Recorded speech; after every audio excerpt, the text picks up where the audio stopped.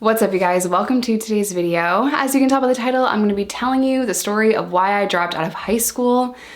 It's a crazy one. If you're new here, hi, my name is Jess. I'm a recovering addict who served time in prison, and my entire crazy life story is in the description box down below. If you want to follow me on any other social media platform, TikTok, Instagram, Patreon, that's $2. It's only ever going to be $2. All of that is linked down below, as well as my vlog channel and my podcast.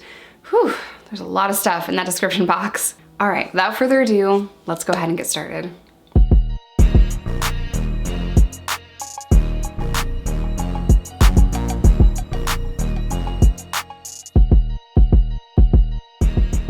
I dropped out of high school like a month after I turned 18, and this was such a crappy time in my life. So to try to give you guys some backstory, I'm gonna have to share with you the events that led up to me dropping out of high school, if that makes sense. So I was living at my parents' house, my dad and my stepmom, and I have interviewed them in the past. They shared their experience with dealing with a teenage felon, someone that was an addict, someone that was angry and violent, and I really put them through a lot of stuff as a teenager. So it was really tense in my household for months on end.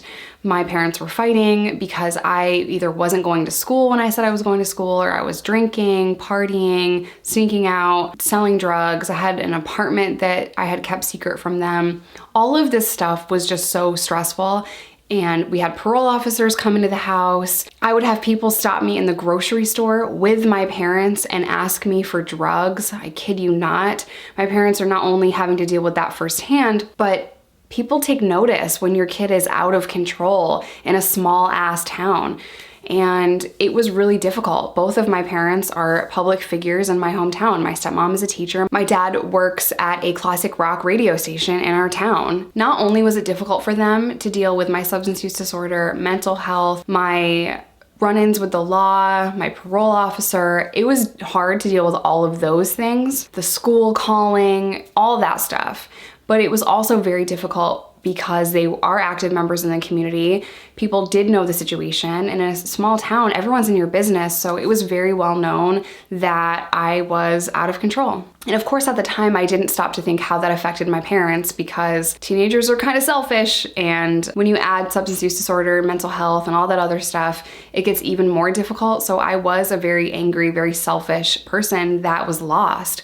And I never stopped to think about how that affected my family until I became a mother. So things were really tense, really hard for my parents, for me, for people in my life that cared about me and saw the potential that I had if I could just stop doing drugs and drinking, and if I could just find something that I was passionate about that was positive, my life probably wouldn't have been as crazy as it was. A few weeks before I dropped out of high school, I got into a huge fight with my stepmom, and she took my door off the hinges, and that was it. I had turned 18 a week before that probably, and I was like, I don't fucking need to be here. I'm out. Keep that door. Fuck that door. I'm gone. Whatever crazy crap was coming out of my mouth at the time.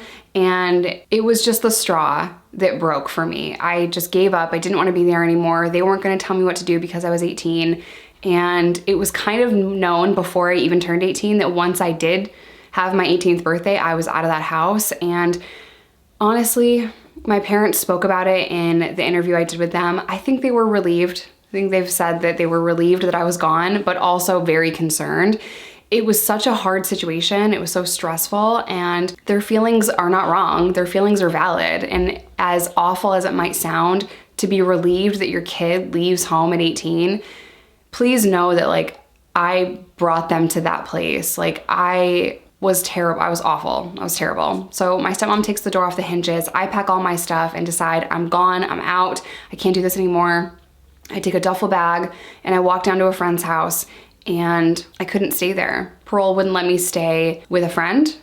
Parole wouldn't let me stay with my ex, Randy, who invited me to live with him, who lived with his mom. Couldn't stay there. And I was very scared and didn't know what to do. So I had to find a place that parole approved to live, or I was gonna go back to jail, because the approved address that I had was my parents' house. Now I need an approved address, and I didn't have one. So that stress of I'm gonna go back to jail unless I find an approved address was very heavy, and I made a horrible decision to get back together with my very emotionally abusive ex, Steve, who I've talked about on the channel before. The only way that I could be in that relationship, technically, is if we got married. So I did that. Also, Steve lived a couple of towns over, so I had to change school districts. Keep in mind, I'm now 18, now married, on parole, desperate to stay sober or hide my addiction. That's really what I was desperate for. I was desperate to look like I was trying to stay sober, if that makes sense. I wasn't really ready at that point, but I had to enroll myself into another high school, and I went for a few weeks. 3 at the most, and that's being generous, to this new school. Some students knew me from playing basketball, you know, the schools would compete, or some people had moved there and knew me from my old school, or I transferred a bunch, you know, before I turned 13. So some people knew me, some people didn't. And I remember the day that I walked out and I never went back. No one talked to me the few weeks that I was at this school at all. And I was sitting there and I hated being in school so much. I couldn't even hear what the teacher was saying. I was so focused on all the other stuff going on in my life. I was so focused on the control and the manipulation in my relationship. I was focused on parole, trying to hide my addiction, knowing that my parents are not talking to me. I was just so over high school. I had so many other things that were causing so much stress for me that high school was, I didn't have time for that, or so I felt. And to be completely honest, it was costing money because I need to work. I have to have a job. I can't just go to school. Steve was not working. He didn't have a job, you know, and I knew that I had to make money. And I knew that spending, you know, 8 hours a day in high school at 18, that's not gonna get me money. Now, keep in mind, yes, I was 18, but I was in 11th grade because I had missed so much school that I actually failed 7th grade. So with all this stress going on, I'm still not close to getting a diploma. That's another year and a half. I can't do that anymore. I can't be a 19-year-old high school student. Like, I have to get out of here. So I did. I'm sitting in class that day. The teacher's saying some crap. I didn't even hear what they were saying. And I just decided I can't spend one more second in this seat. So I gathered my stuff. My backpack didn't even have anything related to high school in it. There was probably just some Jack Daniels and like a change of clothes or like some random stuff that I had. Nothing pertained to school. All the textbooks that they gave me when I enrolled in this new school a few weeks ago were kept in my locker. I didn't put covers on them. I didn't care, you know, and I didn't even take them with me. So during those 3 weeks, the teachers would ask me like, Jess, do you have your book? Forgot it, sorry. And then like, oh, that's okay, go to your locker and get it. I would go to the door and I would leave. I wouldn't go to my locker. I'd be like, oh, cool, I'm out of class, I can just leave. Then I'd come back the next day and those teachers really didn't, they had a very short amount of time to get me, if that makes sense. And they weren't even trying to reach me. They were like, okay, she's not here. No one said anything to me. No one could call a parent because now I'm 18 and I live on my own, right? So like, what were they gonna do? But that day I gathered my stuff mid-class, grabbed my backpack. I looked around for a second and I'm like, I'm done. Yep, I'm done. And I walked out. One of the teachers tried to get my attention and say my name, and I just walked straight out the front door, straight down that sidewalk, and walked home that day.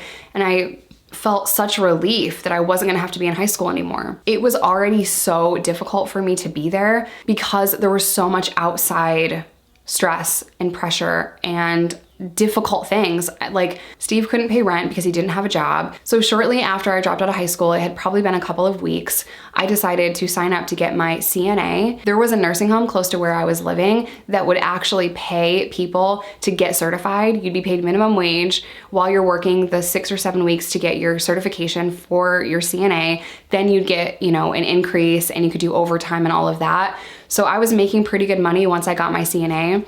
And that was the hardest time in my life, was working at that nursing home. We were so understaffed and so spread thin that I could barely talk to the clients and I could barely, you know, comfort them. So I would get in trouble all the time for trying to read books to the clients, especially if I was working a double. That's how stretched thin we were. We couldn't spend a lot of time with them. We couldn't read to them or get to know them. And there were some people there that didn't have family, so I wanted to, you know, read books to them. I hated that job because of how stressful it was and how physically demanding it was. I had to learn how to properly move people, roll people, lift people. That was demanding. I had also been punched in the face by a gentleman who had dementia and didn't recognize me or what was going on. So it was very physically demanding for me, but it was an income. So essentially I dropped out of high school just so that I could pay some bills.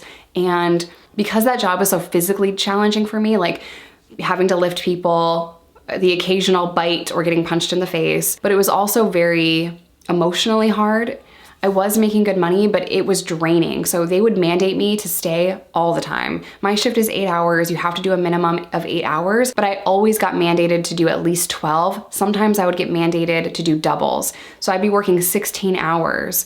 And that was so hard. And then because Steve was home and didn't work and didn't trust me, he knew I was hiding something. He thought it was other men, it was drugs. He would call my job all the time, see where I was, come up to work to make sure I was there. It was just all so hard for me. The job was hard. I was trying to hide my addiction. I was in a very emotionally abusive and controlling relationship, and I was on parole, which was also a very emotionally controlling, just kidding.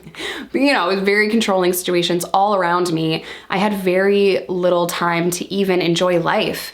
You know, every aspect of my life was controlled and it was very heavy. So about 6 months after I was kicked out of my parents' house and after I dropped out of high school is when Steve and I broke up.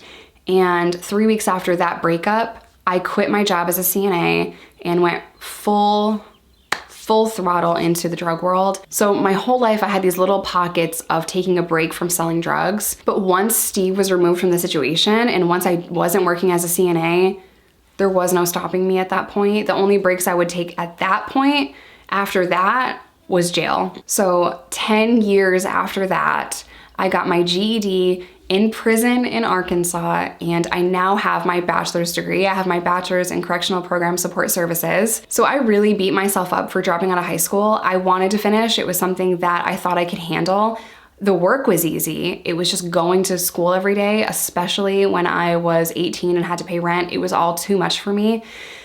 I wish I graduated high school, but I'm very proud that I went back and I got a bachelor's degree. It kind of makes me feel better about dropping out of high school, you know? And if I'm being totally honest, I don't even know how I didn't get expelled. I should have been expelled from every school from 13 on, but somehow that didn't happen. So if you're in high school and you're watching this video, please stay in school. You will regret it. Yes, you can go back and get a GED, but I wish that I stuck it out and I wish that I got my high school diploma, and I was so close. You know, I was just a year and a half away from getting my high school diploma, which in the grand scheme of things is a very short amount of time. High school seems like it's your whole life. It seems like it's gonna last forever, but it really does go by so fast. So stay in school. You will regret it if you don't. Life can be so messy sometimes, but there are second chances, and my GED was a second chance for me to further my education.